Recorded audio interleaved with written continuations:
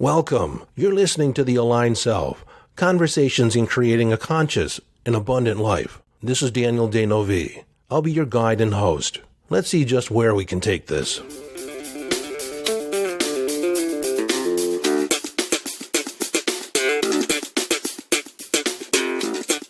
Hello, friend, and welcome back to the conversation. You know, this idea has been kicking around in my head, and at the moment I have no idea what I'm going to title this episode. I do kind of have an idea of what I'm going to talk about, but I'm not entirely sure. So I think I'll just wade into it and see where it goes. So this is about telling the story of how you want it to be. And we've talked about this before in the past, many times in fact. But it bears repeating because you all, people, my clients, they can't help themselves by telling the story of how things are right now or how they perceive things right now. One of the titles that have been kicking around in my head is it a lie if you believe it? But that idea as a title I thought would be rather confusing. So this conversation does deal with so-called lying, fantasy, the truth, the facts. You know, how do you ascertain what are the facts? Is it something that we can pretty much all agree on? Is it just a perspective? I was talking about the different news shows with my father-in-law this past weekend.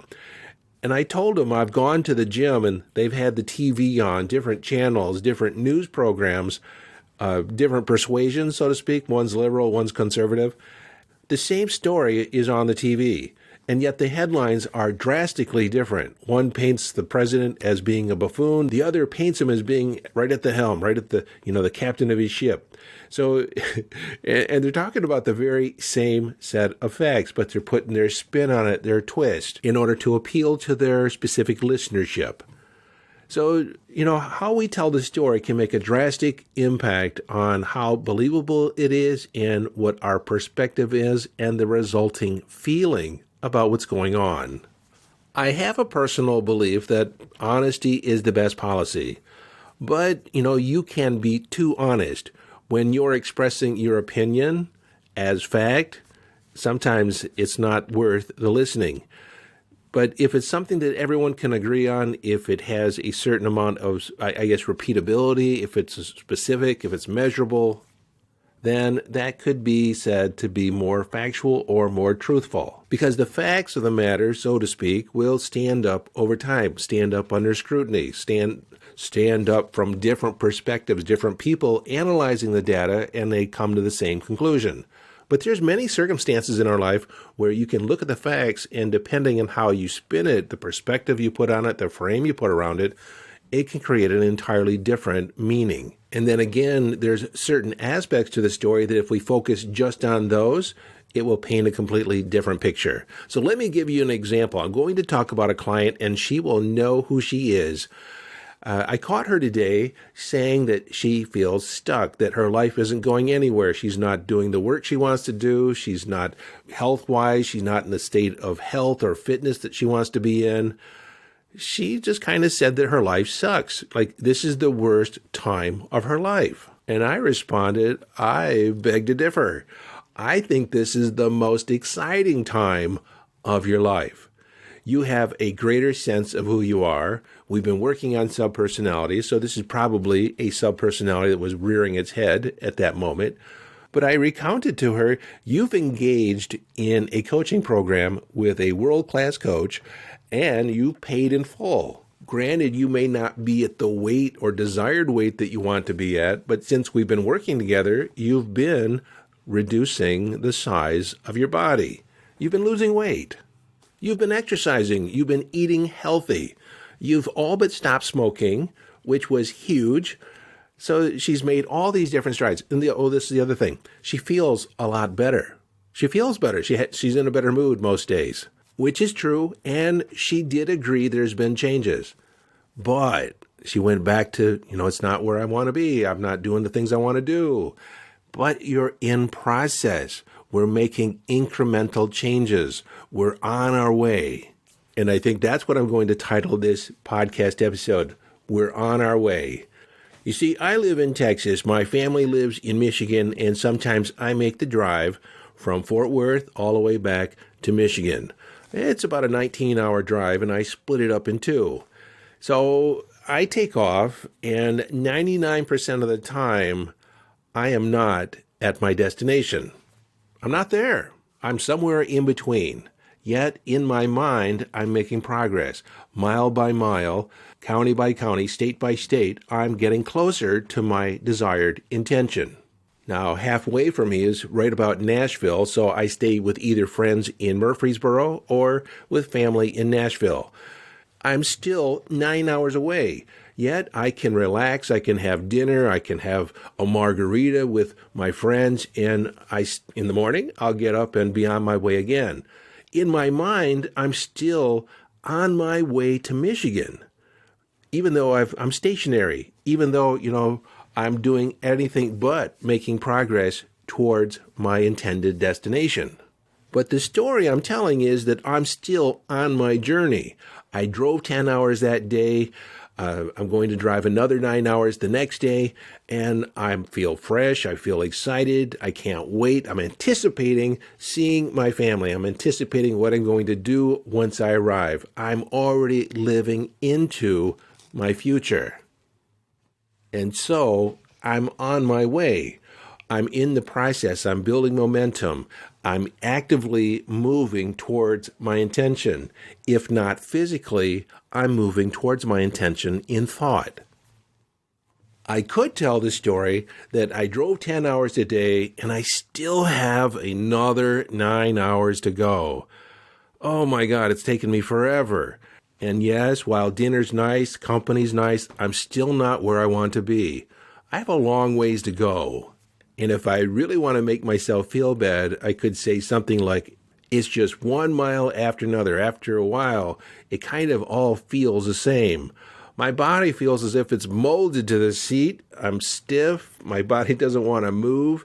Every time I get out, I have to stretch my legs in order to walk upright. It's not easy on the body. But do I say that? No, I'm excited. I love driving. I love seeing the countryside. I love seeing all the views, the different parts of the world, different parts of the country. Tennessee is completely different than Texas. Kentucky is even different than Tennessee.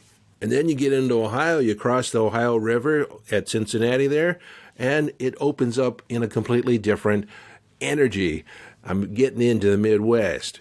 My experience of the trip with the second scenario, the second description, is that it's fun, it's vibrant, it's interesting.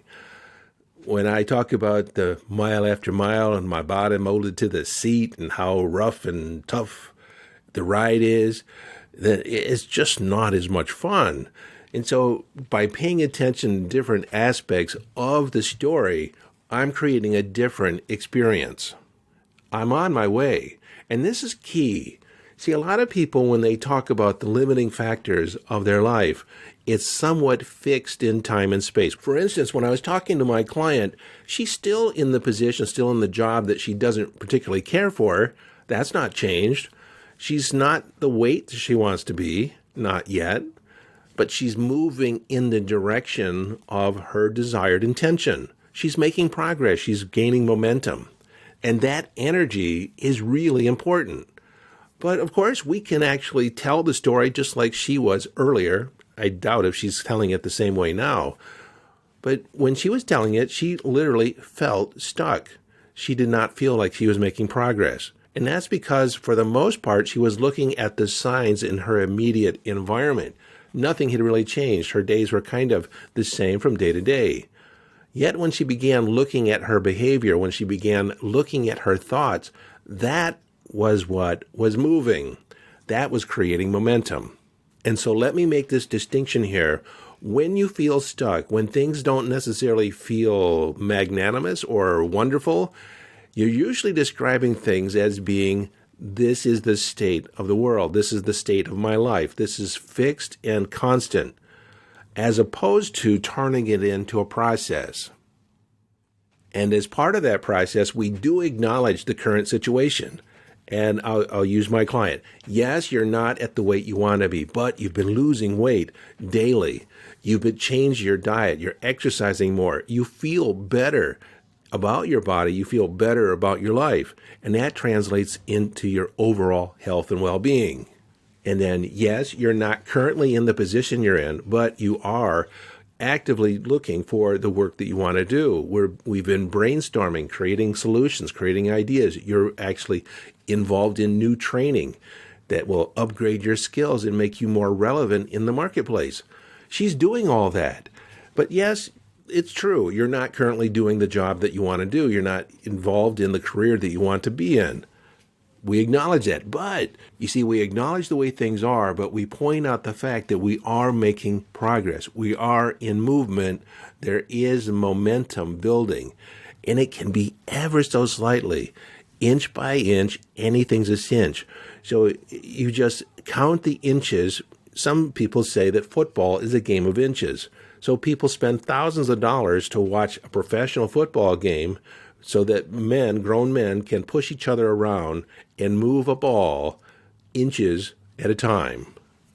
Every now and then there's a setback. They lose ground. And then every now and then there's a burst forward and they cover several yards down the field, sometimes an entire field or football field, and they score. Most of the game is a lot of standing around. Most of the game is moving that ball just a few inches at a time. Yet, nobody complains that nothing's going on. Well, maybe a couple people, but everyone's there actively engaged in the process of the movement. So let me offer up a couple ways to kind of shift or reframe some statements.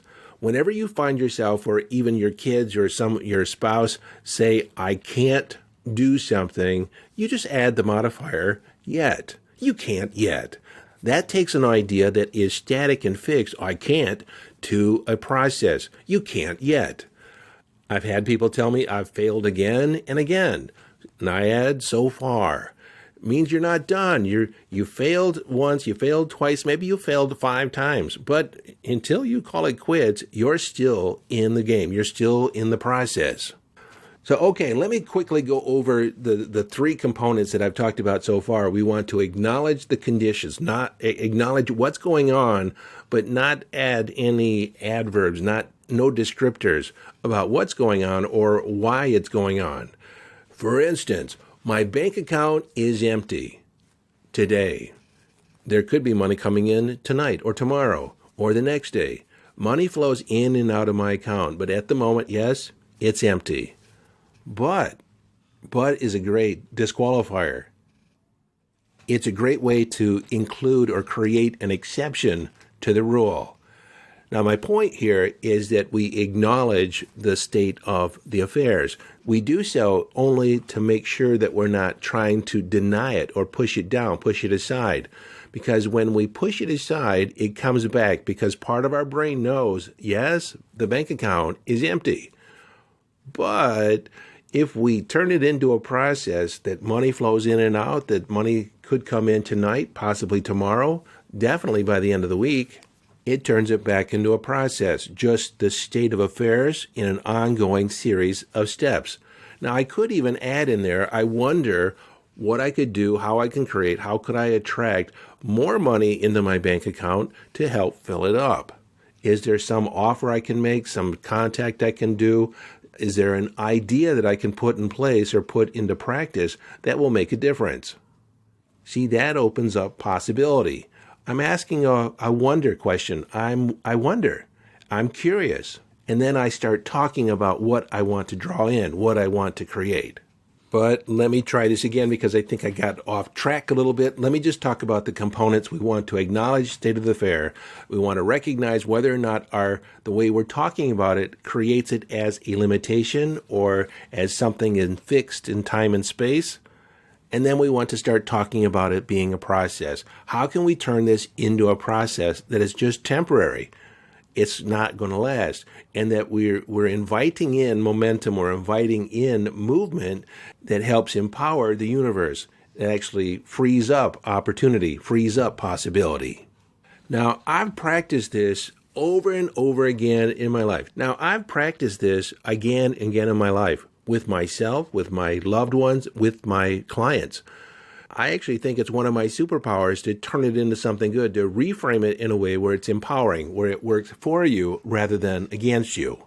And this is telling the story of how you want it to be, not how you don't want it to be. In this episode, I've just kind of let things flow out of my head and through my mouth and not really paying attention to specifically what I'm saying, exactly what I'm saying.